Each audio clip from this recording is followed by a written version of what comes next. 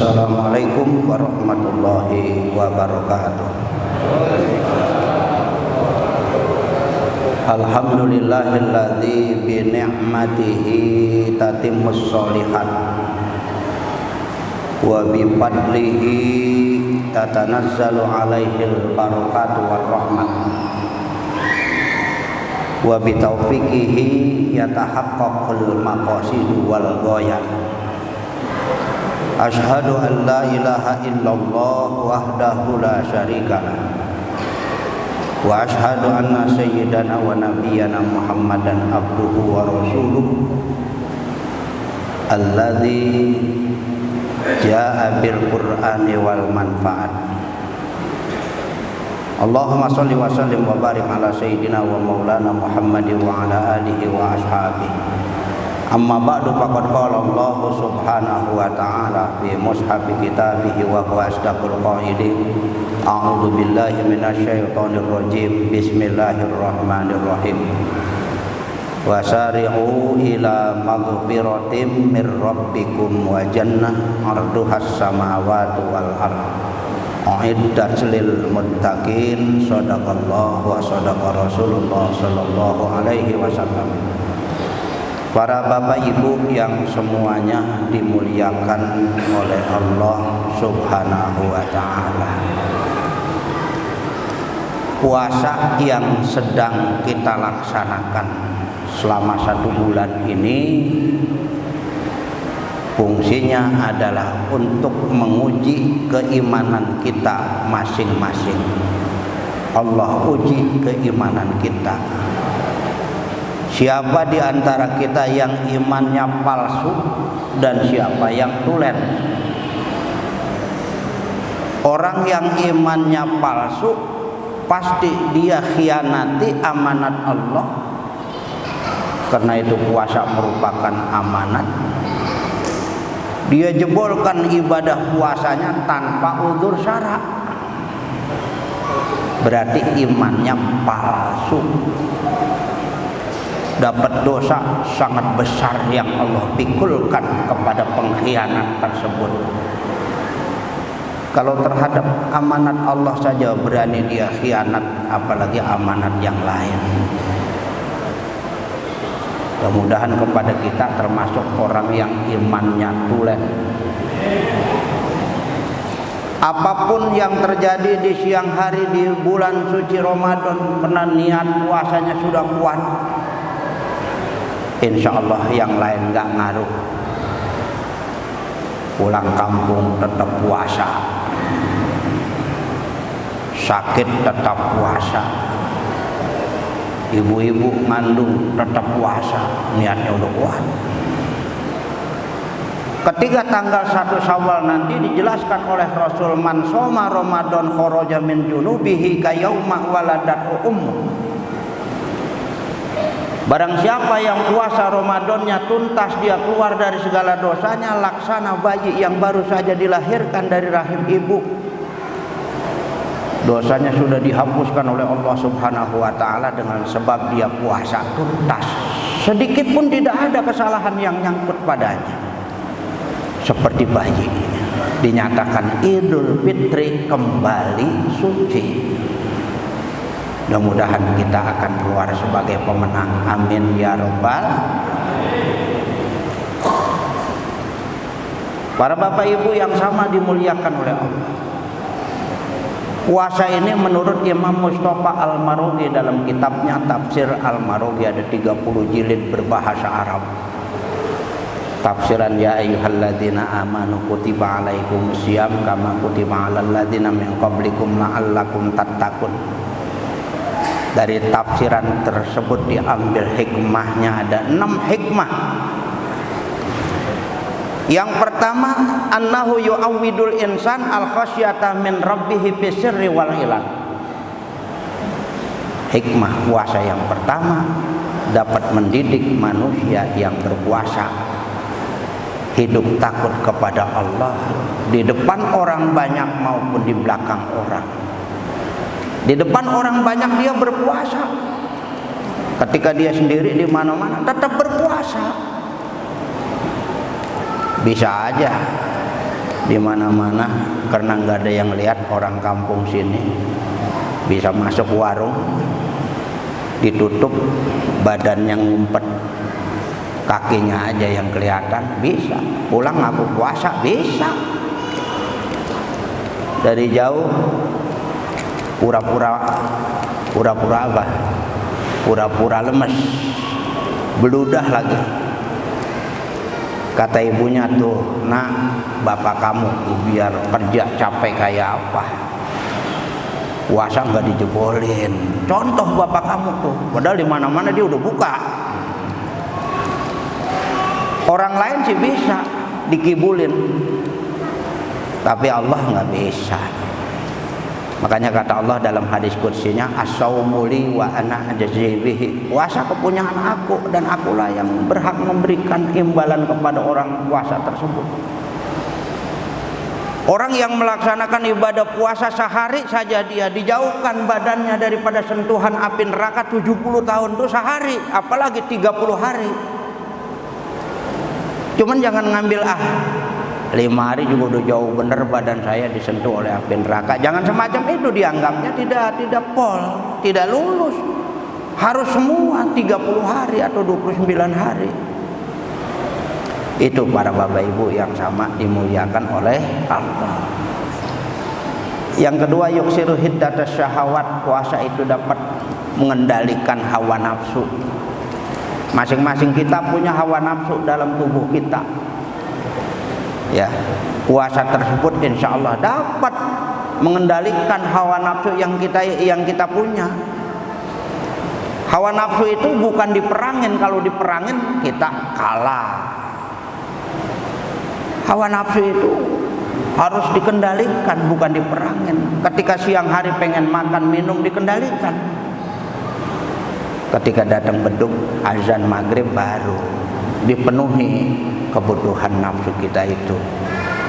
Itu para bapak ibu yang sama dimuliakan oleh Allah. Yang ketiga, an-nazam fil ma'isyah. Disiplin dalam kehidupan. Orang yang lagi puasa sangat disiplin. Begitu beduk imsak satu pun gak ada yang berani melanggarnya. Kalau ada orang berpendapat imsak baru dia nyendok nasi mau makan, terusin aja katanya sampai nambah kok nggak apa-apa, nggak batal. Jangan didengerin yang semacam itu mah. Imsak itu kan lampu merah lah, kalau udah lampu merah masa mau masuk juga. Jadi imsak itu batas, nggak boleh dilanggar. Begitu sebelum imsak kita udah siap-siap rapi semua, udah bersolek, udah berwudu dan lain sebagainya. Memang si sahurnya disunahkan ditakhir. Kemudian maghrib tidak ada yang berani meskipun kurang 2 menit langsung dia berbuka.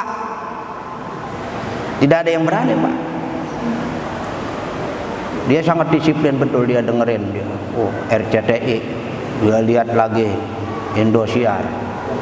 Wah, sudah masuk waktu. Baru disiplin, gak berani dia meskipun kurang 2 menit. Kalau dia berbuka mendahulukan, batal puasanya, dianggap tidak sah. Nah ini makanya disiplin orang yang melaksanakan ibadah puasa. Kemudian al-musawat bainal muluk wasu'luk wal agniya wal fuqara, adanya unsur kebersamaan pejabat tinggi negara, pejabat rendahan, orang kaya, orang miskin, mereka semua puasa. Tidak ada keterangan sedikit pun, oh dia mau orang kaya ngeluarin aja uang 1 miliar buat fakir miskin, yang penting dia tidak berpuasa, itu uang 1 miliar buat gantinya. Tidak bisa, tetap puasa. Mau kaya miskin, mau presiden, tetap dia beriman puasa.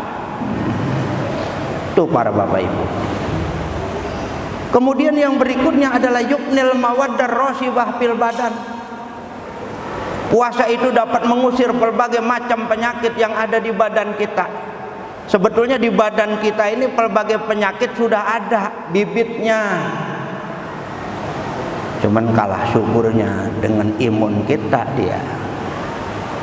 terutama di perut nih, gudang penyakit kata Nabi. Nabi bersabda, al-batnu baitud da'wal ji'yatu dawa'uha, perut gudangnya penyakit. Diajak lapar, diajak puasa merupakan penyembuhnya. Di bagian yang serenceng itu ada empedu di situ, ada di situ jantung di situ. Salah satu ada yang sakitnya kronis, yang lainnya semua nggak ampun. Nah ini makanya banyakin puasa, jangan hanya yang wajib. Terutama yang wajib jangan dijebolkan. Bis lebaran puasa lagi 6 hari, dianggapnya 1 tahun. Puasa lagi Senin Kemis. Kalau orang-orang perempuan yang namanya puasa paling kuat, beda sama orang laki. Ya, orang-orang perempuan tuh, apalagi yang udah pada sepuh, puasanya paling kuat itu, Pak.